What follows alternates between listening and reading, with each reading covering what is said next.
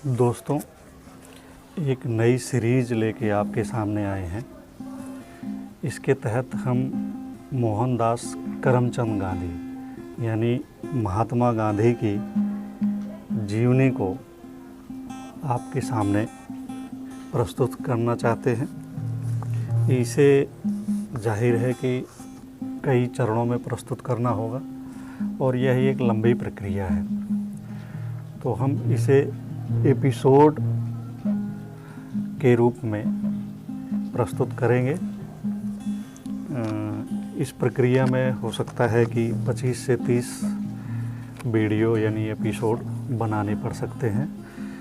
तो ये जो कुछ भी हम इस वीडियो में बताएंगे या सुनाएंगे वह मोहनदास करमचंद गांधी की आत्मकथा सत्य के प्रयोग पर आधारित होगा। जैसा उन्होंने लिखा है उसी के अनुसार होगा।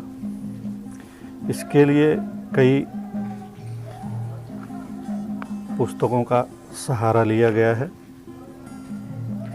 तो उनकी आत्मकथा के पहले चरण को प्रस्तुत करते हैं, जो कि जाहिर है कि उन्होंने अपने जन्म काल से शुरू किया है, जिसमें वह अपने परिवार के बारे में बताते हैं। तो मोहनदास करमचंद गांधी, जो कि बाद में महात्मा गांधी बने, राष्ट्रपिता के नाम से जाने जाते हैं, वह लिखते हैं कि जान पड़ता है कि गांधी कुटुंब पहले तो पंसारी का धंधा करने वाला था, लेकिन मेरे दादा से लेकर पिछली 3 पीढ़ियों से वह दीवानगिरी करता रहा है। ऐसा मालूम होता है कि उत्तम चंद गांधी अथवा ओता गांधी टेक वाले थे। राजनीतिक खटपट के कारण उन्हें पोरबंदर छोड़ना पड़ा था और उन्होंने जूनागढ़ राज्य में आश्रय लिया था।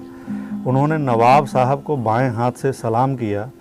किसी ने इस प्रकट अभिनय का कारण पूछा तो जवाब मिला, दाहिना हाथ तो पोरबंदर को अर्पित हो चुका है। ओता गांधी के एक के बाद दूसरा यूँ 2 विवाह हुए थे। पहले विवाह से उनके 4 लड़के थे और दूसरे से 2। अपने बचपन को याद करता हूँ तो मुझे ख्याल नहीं आता कि ये भाई सौतेले थे। इनमें 5वें करमचंद अथवा कबा गांधी और आखिरी तुलसीदास गांधी थे। दोनों भाइयों ने बारी बारी से पोरबंदर में दीवान का काम किया। कबा गांधी मेरे पिताजी थे, यानी करम मोहनदास के पिता। दोनों भाइयों ने बारी बारी से पोरबंदर में दीवान का काम किया। कबा गांधी मेरे पिताजी थे। पोरबंदर की दीवानगिरी छोड़ने के बाद वह राजस्थानी कोर्ट में सदस्य थे, बाद में राजकोट में और कुछ समय के लिए वांकानेर में दीवान थे।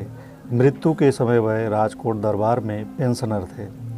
कबा गांधी के भी एक के बाद यूँ 4 विवाह हुए थे। पहले से 2 कन्याएं थीं। अंतिम पतली पुतली बाई से 1 कन्या और 3 पुत्र थे। उनमें अंतिम मैं हूँ। पिताजी ने धन बटोरने का लाभ कभी नहीं किया, इस कारण हम भाइयों के लिए वह बहुत थोड़ी संपत्ति छोड़ गए थे। पिताजी की शिक्षा केवल अनुभव की थी। आजकल जिसे हम गुजराती के 5वीं किताब का ज्ञान कहते हैं, उतनी शिक्षा उन्हें मिली रही होगी। इतिहास भूगोल का ज्ञान तो बिल्कुल भी नहीं था, फिर भी उनका व्यवहारिक ज्ञान ऊंचे दर्जे का था। बारीक से बारीक सवालों को वे सुलझाने में, 1000 आदमियों से काम लेने में उन्हें कोई कठिनाई नहीं होती थी।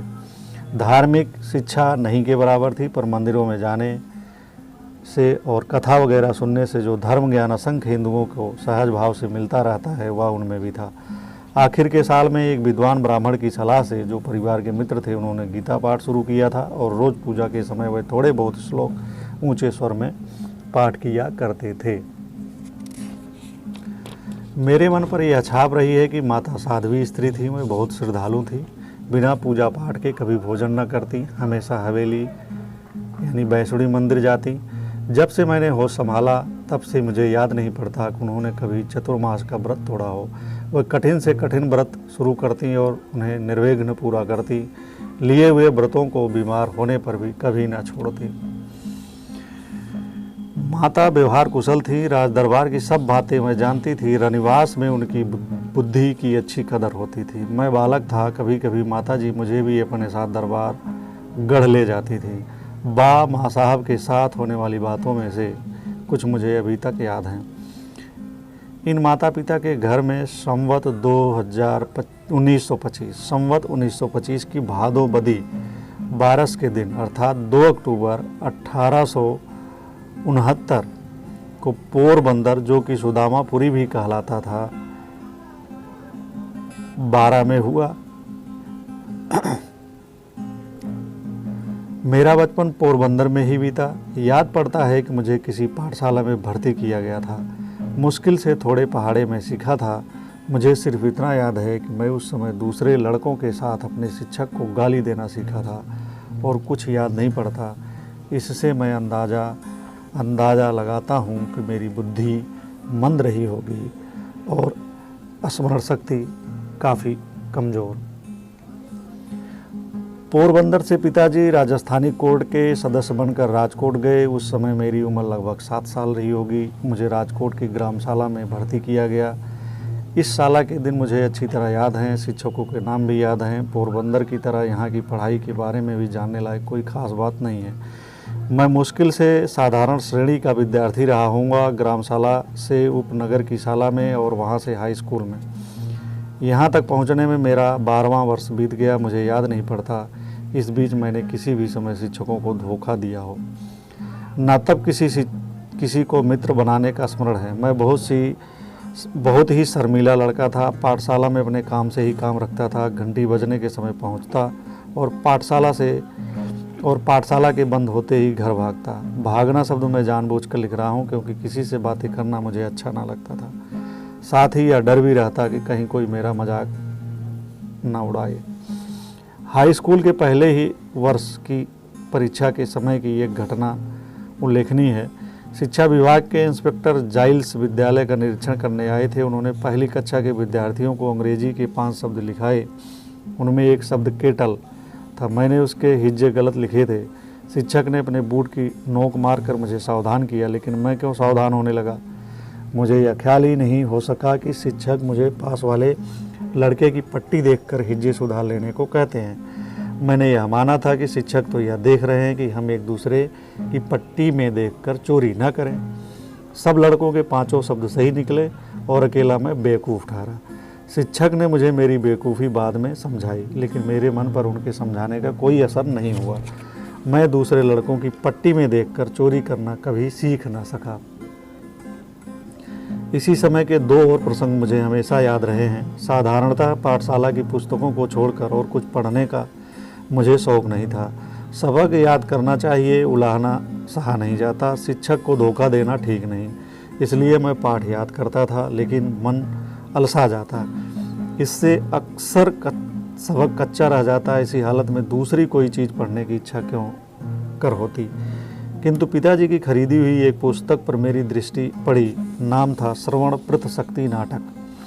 मेरी इच्छा उसे पढ़ने की हुई और मैं उसे बड़े चाव से पढ़ गया।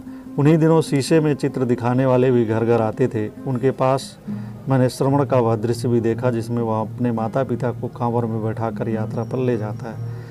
दोनों चीज़ों का मुझ पर गहरा प्रभाव पड़ा। मन में इच्छा होती कि मुझे भी श्रवण के समान बनना चाहिए। श्रवण की मृत्यु पर उसके माता पिता का विलाप मुझे आज भी याद है। उस ललित छंद को मैंने बाजे पर बजाना भी सीख लिया था। मुझे बाजा सीखने का शौक़ था और पिताजी ने एक बाजा दिला भी दिया था।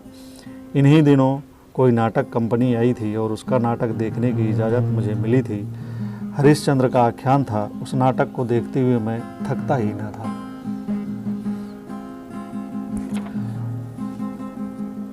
बाल विवाह। मैं चाहता हूं कि मुझे यह प्रकरण न लिखना पड़ता, लेकिन इस कथा में मुझको ऐसे कितने ही कड़वे घूंट पीने पड़ेंगे। पाठक यह न समझे कि मैं सगाई की बात लिख रहा हूँ। कठियावाड़ में विवाह का अर्थ लग्न है, सगाई नहीं। 2 बालकों को ब्याहने के लिए माँ बाप के बीच होने वाला करार सगाई है। सगाई टूट सकती है। सगाई के रहते वर यदि मर जाए तो कन्या विधवा नहीं होती। सगाई में वर कन्या के बीच कोई संबंध नहीं रहता। दोनों को पता भी नहीं होता। मेरी एक एक करके 3 बार सगाई हुई थी। ये 3 सगाइयाँ कब हुई इसका मुझे कुछ पता नहीं। मुझे बताया गया था कि 2 कन्याएं एक के बाद एक मर गईं, इसलिए मैं जानता हूँ कि मेरी 3 सगाइयाँ हुई थी। कुछ ऐसा याद पड़ता है कि तीसरी सगाई कोई 7 साल की उम्र में हुई होगी, लेकिन मैं नहीं जानता कि सगाई के समय मुझसे कुछ कहा गया था। विवाह में वर कन्या की आवश्यकता पड़ती है, उसकी एक विधि होती है, और मैं जो लिख रहा हूँ सो विवाह के विषय में है। विवाह का मुझे पूरा स्मरण है।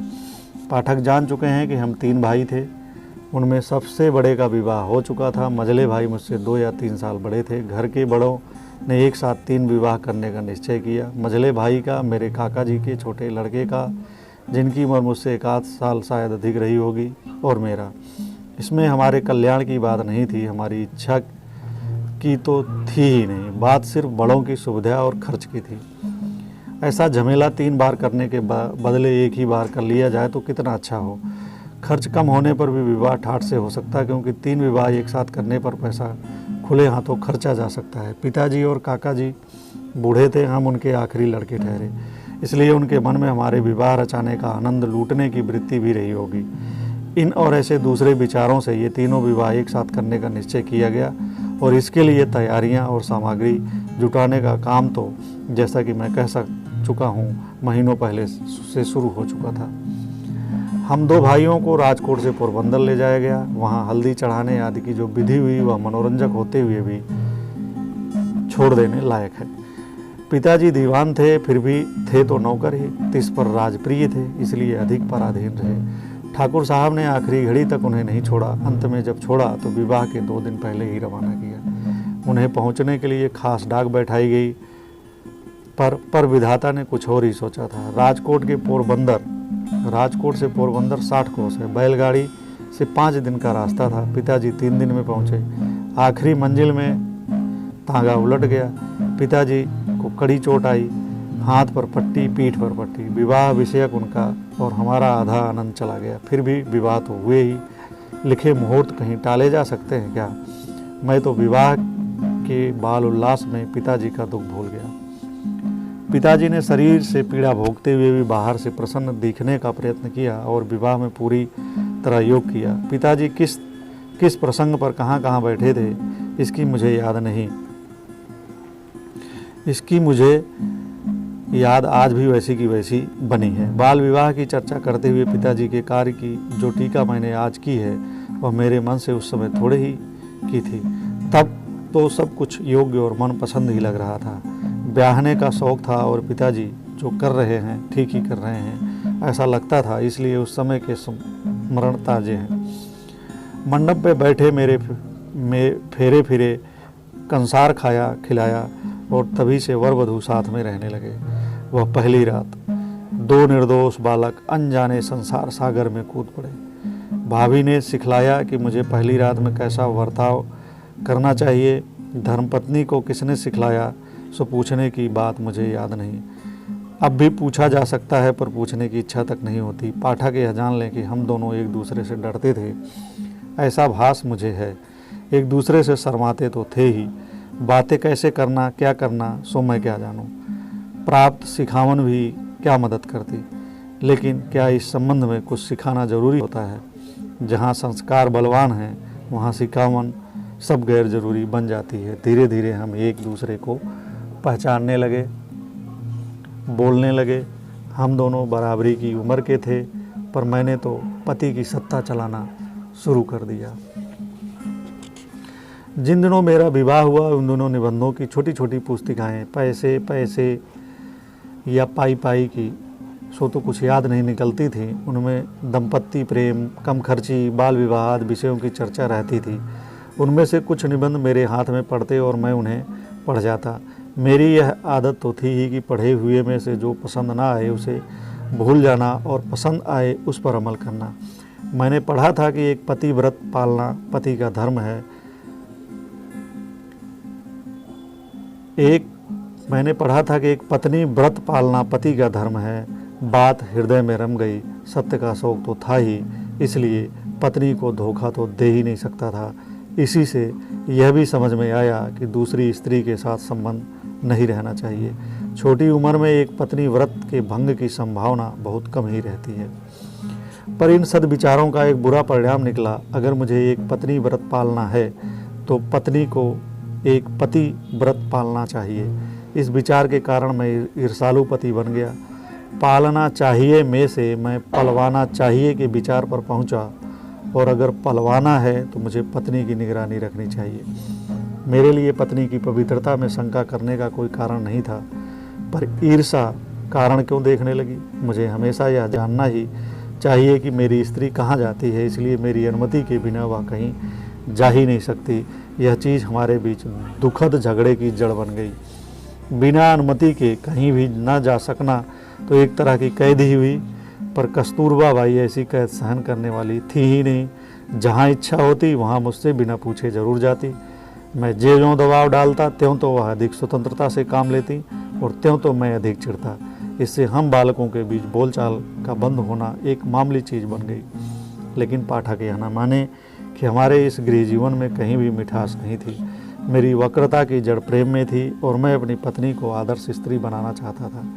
मेरी यह भावना थी कि वह स्वच्छ बने, स्वच्छ रहे, मैं सीखूं सो सीखे, मैं पढ़ूं सो पढ़े, और हम दोनों एक दूसरे में ओत-प्रोत रहें। कस्तूरबा बाई में यह भावना थी या नहीं इसका मुझे पता नहीं। वह निरक्षर थी, स्वभाव से सीधी, स्वतंत्र, मेहनती, और मेरे साथ तो कम बोलने वाली थी। उसे अपने अज्ञान का असंतोष न था। अपने बचपन में मैंने कभी उसकी यह इच्छा नहीं जानी कि मेरी तरह वह भी पढ़ सके तो अच्छा हो। इससे मैं मानता हूँ कि मेरी भावना एक पक्षी थी। मेरी विषय सुख एक स्त्री पर ही निर्भर था, और मैं उस सुख का प्रतिघोष चाहता था। जहाँ प्रेम एक पक्षी की ओर से होता है, एक पक्ष की ओर से होता है, वहाँ सर्वांश में दुख तो नहीं ही होता। मुझे कहना चाहिए कि मैं अपनी स्त्री के प्रति विषयासक्त था। साला में भी उसके विचार आते रहते। कब रात पड़े कब हम मिलें यह विचार बना ही रहता। वियोग असहाय था। अपनी कुछ निकम्मी बकवासों से मैं कस्तूरबा बाई को जगाए ही रहता। मेरा ख्याल है कि इस आसक्ति के साथ ही मुझमें कर्तव्यपरायणता न होती तो मैं व्याधिग्रस्त होकर मौत के मुंह में चला जाता, अथवा इस संसार में बोझ रूप बनकर जिंदा रहता। सवेरा होते ही नित्यक्रम में तो लग ही जाना चाहिए। किसी को धोखा तो दिया नहीं जा सकता। अपने इन विचारों के कारण मैं बहुत से संकटों से बचा हूँ। मैं लिख चुका हूँ कि कस्तूरबा बाई निरक्षर थीं। उसे पढ़ाने की मेरी बड़ी इच्छा थी, पर मेरी विषय वासना मुझे पढ़ाने कैसे देती। एक तो मुझे ज़बरदस्ती पढ़ाना था, वह भी रात के एकांत में ही हो सकता था। बड़ों के सामने तो स्त्री की तरफ देखा भी नहीं जा सकता था, फिर बातचीत कैसे होती। उन दिनों कठियावाड़ में घूंघट निकालने का निकम्मा और जंगली रिवाज था, आज भी बड़ी हद तक मौजूद है। इस कारण मेरे लिए पढ़ाने की परिस्थितियाँ भी प्रतिकूल थी। अतएव मुझे यह स्वीकार करना चाहिए कि जवानी में पढ़ाने के जितने प्रयत्न मैंने किए वह सब लगभग निष्फल हुए। जब मैं विषय की नींद में से जागा तो सार्वजनिक जीवन में कूद चुका था, इसलिए अधिक समय देने की मेरी स्थिति नहीं रही थी। शिक्षक के द्वारा पढ़ाने के मेरे प्रयत्न भी व्यर्थ सिद्ध हुए। यही कारण है कि आज कस्तूरबाई की स्थिति मुश्किल से पत्र लिख सकने और साधारण गुजराती समझ सकने की है। मैं मानता हूँ कि अगर मेरा प्रेम विषय से दूषित न होता तो आज वह एक विदुषी स्त्री होती। मैं उसके पढ़ने के आलस्य को जीत सकता था, क्योंकि मैं जानता हूँ कि शुद्ध प्रेम के लिए कुछ भी असंभव नहीं है। यूँ अपनी पत्नी के प्रति विषयासक्त होते हुए भी मैं किसी कदर कैसे बच सका, इसका एक कारण बता चुका हूँ, एक और भी बताने लायक है। सैकड़ों अनुभवों के सहारे मैं इस परिणाम पर पहुँच सका हूँ कि जिसकी निष्ठा सच्ची है उसकी रक्षा स्वयं भगवान ही कर लेते हैं। हिंदू समाज में यदि बाल विवाह का घातक रिवाज है तो साथ में उसमें थोड़ी मुक्ति दिलाने वाला रिवाज भी है। माता पिता बालक बरवधू को लंबे समय तक एक साथ रहने नहीं देते। बाल पत्नी का आधे से अधिक समय पीहर में बीतता है। यही बात हमारे संबंध में भी हुई। मतलब यह कि 13 से 19 साल की उम्र तक हम छिटपुट मिलाकर कुल 3 साल से अधिक समय तक साथ नहीं रहे होंगे। 6-8 महीने साथ रहते, इतने में माँ बाप के घर बुलावा आ ही जाता। उस समय तो वह बुलावा बहुत बुरा लगता था, पर उसी के कारण हम दोनों बच गए। फिर तो 18 साल की उम्र में मैं विलायत गया, जिससे लंबे समय का सुंदर वियोग रहा। विलायत से लौटने पर भी हम करीब 6 महीने ही साथ में रहे होंगे, क्योंकि मैं राजकोट और बम्बई के बीच आता जाता रहता था। इतने में दक्षिण अफ्रीका का बुलावा आ गया। इस बीच तो मैं अच्छी तरह जागृत हो चुका था। मैं ऊपर लिख चुका हूँ कि ब्याह के समय मैं हाई स्कूल में पढ़ता था। उस समय हम तीनों भाई एक ही स्कूल में पढ़ते थे। ज्येष्ठ भाई ऊपर के दर्जे में थे और जिन भाई के ब्याह के साथ मेरा ब्याह हुआ था वो मुझसे एक दर्जा आगे थे। विवाह का परिणाम यह हुआ कि हम दोनों भाइयों का 1 वर्ष बेकार गया। मेरे भाई के लिए तो परिणाम इससे भी बुरा रहा। ब्याह के बाद वह स्कूल में पढ़ ही न सके। कितने नौजवानों को ऐसे अनिष्ट परिणाम का सामना करना पड़ता होगा, भगवान ही जाने। विद्याभ्यास और विवाह दोनों एक साथ तो हिंदू समाज में ही चल सकते हैं। मेरी पढ़ाई चलती रही। हाई स्कूल में मेरी गिनती मंदबुद्धि विद्यार्थियों में नहीं थी। शिक्षकों का प्रेम मैं हमेशा ही पा सका था। हर साल माता पिता के नाम स्कूल से विद्यार्थी की पढ़ाई और उसके आचरण के संबंध में प्रमाण पत्र भेजे जाते थे। उनमें मेरे आचरण या अभ्यास के खराब होने की टीका टिप्पणी कभी नहीं हुई। दूसरी कक्षा के बाद मुझे इनाम भी मिले और 5वीं तथा 6ठी कक्षा में क्रमशः प्रतिमास 4 और 10 रुपयों की छात्रवृत्ति भी मिली थी। इसमें मेरी होशियारी की अपेक्षा भाग्य का अंश अधिक था। ये छात्रवृत्तियाँ सब विद्यार्थियों के लिए नहीं थीं, बल्कि सोरठ वासियों में से सर्वप्रथम आने वालों के लिए थीं। 40-50 विद्यार्थियों की कक्षा में उस समय सोरठ प्रदेश के विद्यार्थी कितने हो सकते थे। मेरा अपना ख्याल है कि मुझे अपनी होशियारी का कोई गर्व नहीं था। पुरस्कार या छात्रवृत्ति मिलने पर मुझे आश्चर्य होता था, पर अपने आचरण के विषय में मैं बहुत सजग था। आचरण में दोष आने पर मुझे रुलाई आ ही जाती थी। मेरे हाथों कोई भी ऐसा काम बने जिससे शिक्षकों को मुझे डांटना पड़े अथवा शिक्षकों का वैसा ख्याल बने तो वह मेरे लिए असह्य हो जाता था। मुझे याद है कि एक बार मुझे मार खानी पड़ी थी। मार का दुख नहीं था, पर मैं दंड का पात्र बन गया, इसका मुझे बड़ा दुख रहा। मैं खुद खूब रोया। यह प्रसंग पहली या दूसरी कक्षा का है। दूसरा एक प्रसंग 7वीं कक्षा का है। उस समय दोराब जी यदलजी गीमी हेडमास्टर थे। वह विद्यार्थी प्रेमी थे, क्योंकि वे नियमों का पालन करवाते, व्यवस्थित रीति से काम करते लेते और अच्छी तरह पढ़ाते थे। उन्होंने उच्च कक्षा के विद्यार्थियों के लिए कसरत, क्रिकेट अनिवार्य कर दिए थे। मुझे इनसे अरुचि थी। इनके अनिवार्य बनने से पहले मैं कभी कसरत, क्रिकेट या फुटबॉल में गया ही न था। न जाने में मेरा शर्मीला स्वभाव ही एकमात्र कारण था।